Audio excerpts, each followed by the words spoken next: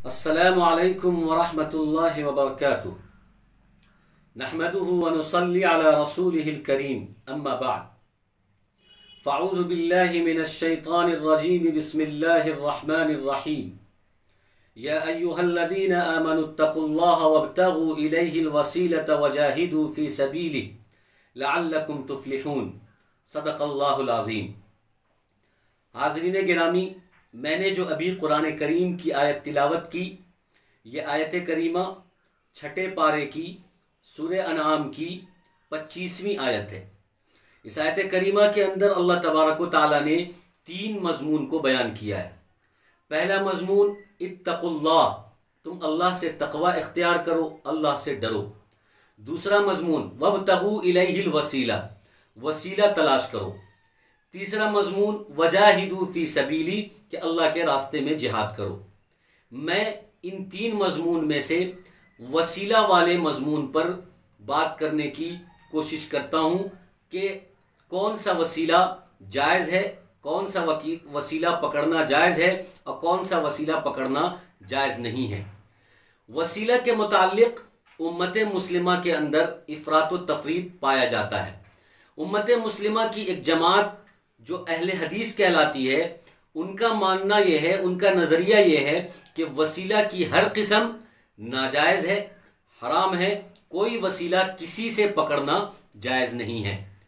उम्मत मुस्लिमा की एक जमात जो बरेलवियत कहलाती है, उनका मानना यह है, उनका नज़रिया यह है कि वसीला की हर किस्म जायज़ है और हर किस्म का वसीला हर किसी से पकड़ना जायज़ है। हालांकि ये दोनों नज़रिया गलत है, बेबुनियाद है, सही नहीं है। इफरात व तफरीत के शिकार हैं। एक जमात सब वसीले के मुनकिर और एक जमात पूरे वसीले की तायीद करते हैं। हालांकि ऐसा सही नहीं है। कुछ वसीला जायज़ है और कुछ वसीला नाजायज़ है।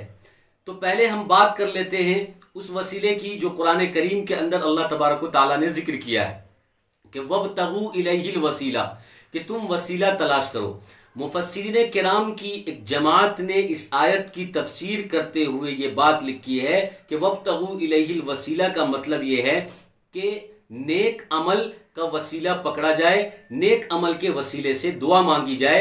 अगर कोई शख्स इस तरीके से दुआ करता है कि अल्लाह मेरी हाजत को पूरी फरमा, मेरी ज़रूरत को पूरी फरमा, मेरी परेशानी को दूर फरमा, मेरे नेक अमल की वजह से, मेरे नमाज की वजह से, मेरे सदक़े और ज़कात और रोज़े की वजह से जो मैंने खालिस तेरे लिए किए हैं, तो नेक अमल के वसीले और उसके हवाले तवस्सुत से अगर कोई दुआ करता है तो ये वसीला जायज़ है।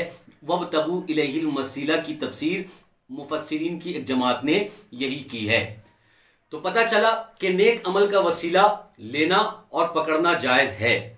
इसी आयत की तफसीर को और वाज़ेह कर दी है बुखारी शरीफ की एक रिवायत ने, जो कि इस आयत की तफसीर भी बन सकती है। कि बुखारी शरीफ की एक रिवायत है, गार वाली हदीस, जो कि बहुत मशहूर है कि 3 आदमी थे जो बारिश में निकले थे। बारिश की वजह से उन्होंने गार में पनाह लिया, फिर गार पर एक चट्टान आकर पड़ गया और गार बंद हो गया। तो अब वो तीनों परेशान हुए और उन तीनों ने अपने अपने नेक अमल के वसीले से अल्लाह से दुआ की। अल्लाह तबारक व तआला ने जो गार पे चट्टान पड़ी थी उस चट्टान को खोल दिया और वो तीनों आदमी बाहर आ गए। तो इस हदीस बुखारी की इस रिवायत से और कुरान की ये आयत वब्तगू इलैहिल वसीला से ये बात समझ में आ गई कि नेक अमल के जरिए से बंदा दुआ मांग सकता है, नेक अमल का वसीला ले सकता है, पकड़ सकता है। इसमें कोई हरज की बात नहीं है। इसी तरीके से एक वसीला के अंबिया का वसीला पकड़े, अंबिया के वसीले से या औलिया के वसीले से दुआ मांगे उनके हयात में या उनके वफात में, तो भी दोनों सूरतें जायज़ है। हयात की सूरत भी जायज़ है, वफात की सूरत भी जायज़ है। दोनों की दलील हदीस के अंदर मौजूद है। इमाम हाकिम रहमतुल्लाह अलैह ने अल मुअजमिल कबीर के अंदर एक रिवायत नकल की है। उसके अंदर ये बात इरशाद फरमाई कि हज़रत अनस इब्न मालिक रज़ी अल्लाह तआला अन्हु रिवायत करते हैं कि अल्लाह के नबी सल्लल्लाहु अलैहि वसल्लम जब फातिमा बिनते असद को दफन कर रहे थे तो उस वक्त अल्लाह के नबी सल्लल्लाहु अलैहि वसल्लम ने कुछ कलिमात इरशाद फरमाए और कुछ बात इरशाद फरमाई और कुछ वसीला पकड़ा। आपने फरमाया कि अल्लाहु युहयी व युमीत, अल्लाह जिंदा करता है, मारता है, और इन्नल्लाह हय्युन ला यमूत, और अल्लाह हमेशा से जिंदा है और अल्लाह को मौत नहीं आएगी। उसके बाद अल्लाह के नबी सल्लल्लाहु अलैहि वसल्लम ने फरमाया कि ववस्सी अलैहा मुदखलहा बिहक्की नबिय्यिका वल अंबिया इल्लज़ीना मिन क़ब्ली, कि अल्लाह फातिमा बिनते असद के कब्र को कुशादा फरमा, इनकी मग़फ़िरत फरमा, अपने नबी के हक से, अपने नबी के वसीले से, अपने नबी के वास्ते से, और उन अंबिया के वास्ते से जो मुझसे पहले गुजर चुके हैं, जिनकी वफात हो चुकी है। तो ये हदीस हमें बताती है इमाम हाकिम की जो मुअज्जम कबीर के अंदर है कि अगर औलिया और अंबिया का इंतकाल हो जाए तो उनके तवस्सुत और वसीले से अगर आदमी दुआ करे तो दुआ करना जायज़ है कि अल्लाह के नबी सल्लल्लाहु अलैहि वसल्लम ने अपने माँ कबल जो अंबिया इंतकाल कर गए, वफात पा चुके, उनके वसीले से दुआ फरमाई कि वल अंबिया इल्लज़ीना मिन क़ब्ली। इस रिवायत को इमाम इब्नुल जौज़ी रहमतुल्लाह अलैह ने ज़ईफ़ करार दिया है। हालांकि इस रिवायत को इमाम हाकिम ने, इमाम इब्न हिब्बान ने इस रिवायत की तौसीक़ की और कहा कि ये रिवायत हसन दर्जे की है। इमाम इब्नुल जौज़ी ने जो इस रिवायत को ज़ईफ़ करार दिया है, उसके अंदर एक रावी है, उस रावी को वो कहते हैं कि ये रावी जो है मतरूक है, ये रावी मजहूल है और ये रिवायत ज़ईफ़ है। तो इमाम इब्नुल जौज़ी का ये कहना सही नहीं है, क्योंकि अहले इल्म इस बात को मानते हैं कि इमाम इब्नुल जौज़ी हदीस को परखने में बहुत ज़्यादा तशद्दुद इख्तियार करते थे, बहुत मुतशद्दिद थे।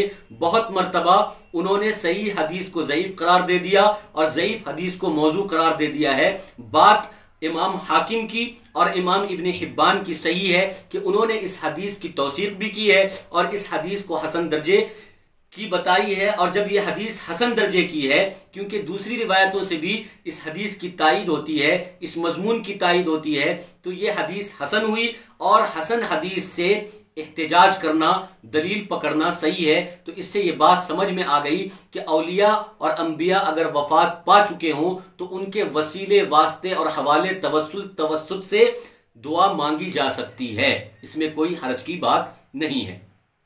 अब आइए बात करते हैं कि अंबिया औलिया अगर वफात ना पाए हों, हयात से हों, जिंदगी में हों, तो उनके वसीले से दुआ मांग सकते हैं या नहीं मांग सकते। उसकी दलील इमाम तिरमिज़ी रहमतुल्लाह अलैह ने एक हदीस नकल की है कि हज़रत उस्मान बिन हनीफ रज़ी अल्लाह तआला अन्हु एक मरतबा अल्लाह के नबी सल्लल्लाहु अलैहि वसल्लम की खिदमत में हाजिर हुए। उन्होंने अल्लाह के नबी सल्लल्लाहु अलैहि वसल्लम से कहा कि अल्लाह के नबी, मेरी आंख चली गई है, मेरी आंख की रोशनी चली गई है, आप दुआ फरमा दे मेरी आंख की रोशनी वापस हो जाए। आप सल्लल्लाहु अलैहि वसल्लम ने हज़रत उस्मान बिन हनीफ से फरमाया कि तुम सब्र कर लो, ये तुम्हारे लिए बेहतर है या मैं दुआ कर दूं।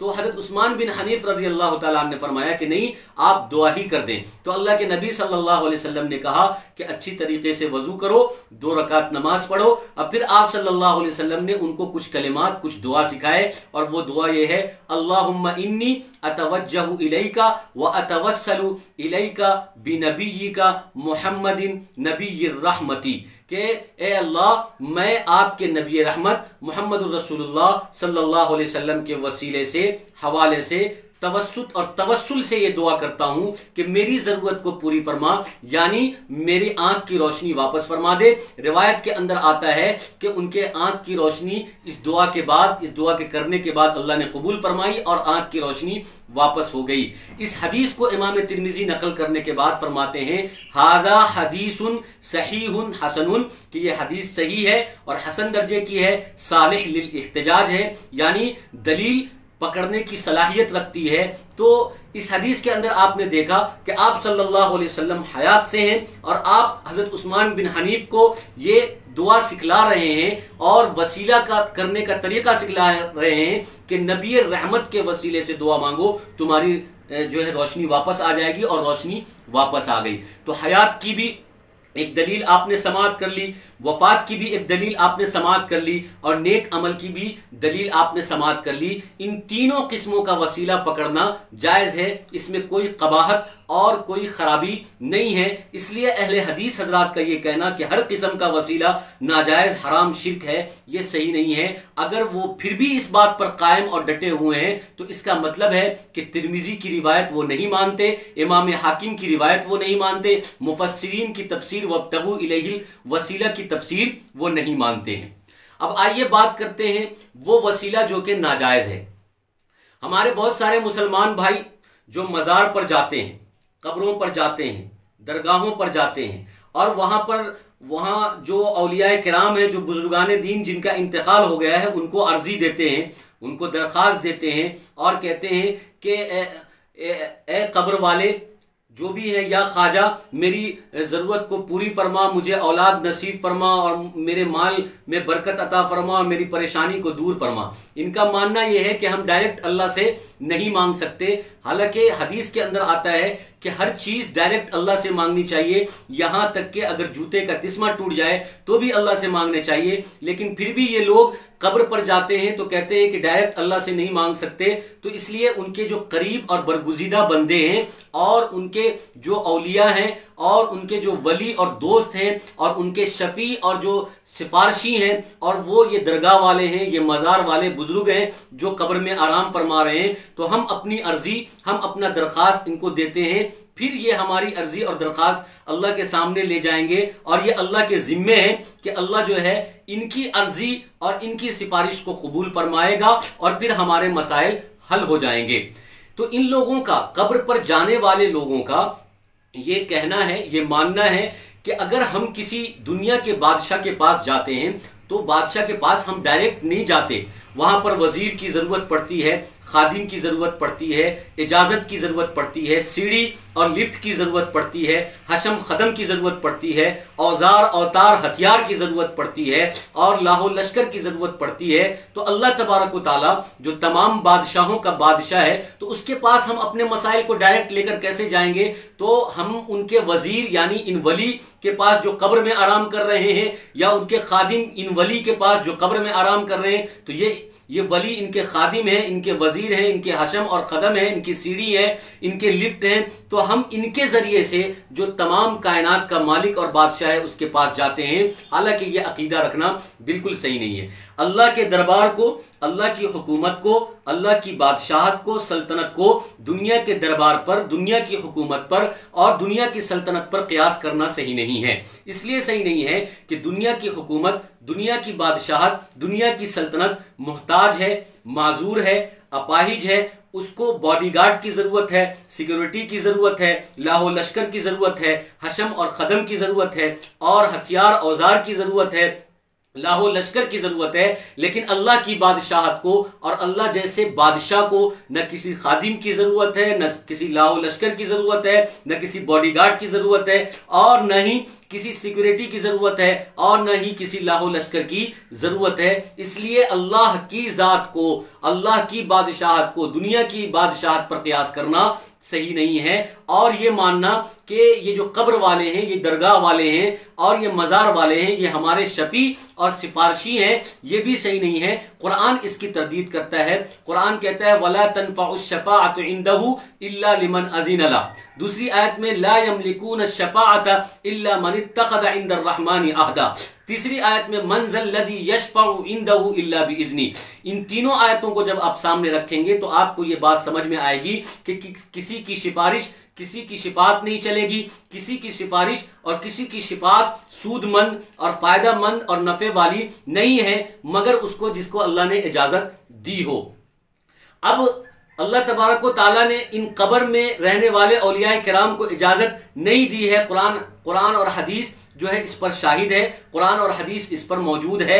इसलिए इन लोगों का मानना कि ये अल्लाह के शफी हैं, ये अल्लाह के सिफारशी हैं और अल्लाह तबारक व तआला के जिम्मे है कि अल्लाह इनकी शिफात को, अल्लाह इनकी सिफारिश को कबूल करेगा। इसलिए हम अपनी मसाइल की अर्जी और दरख्वास्त पहले इस कब्र वाले के पास रखते हैं, फिर ये कब्र वाला अपने खुदा के पास रखेगा तो हमारे मसाइल हल हो जाएंगे, ये बिल्कुल नाजायज और शिर्क है, हराम है। इस तरह के वसीले तवस्सुत से, इस तरह के हवाले से, इस तरह के वास्ते से हम मुसलमान को बचना चाहिए। तो आपने यहां देखा कि दलाइल के साथ आपने देखा कि ये वसीला जो है ये हराम है, ये नाजायज है, ये शिर्क है। इसलिए बरेलवी हजरात का कहना कि हर तरह का वसीला जायज है और हर तरह का वसीला हर किसी से पकड़ सकते हैं, ये बात भी कहना बिल्कुल बिल्कुल गलत है, सही नहीं है। अल्लाह तबारक व तआला हम सबको समझकर वसाइल के मसले में, वसीले के मसले में अमल करने की तौफीक अता फरमाए। आमीन व आखिर दावाना अनिल हम्दुलिल्लाहि रब्बिल आलमीन।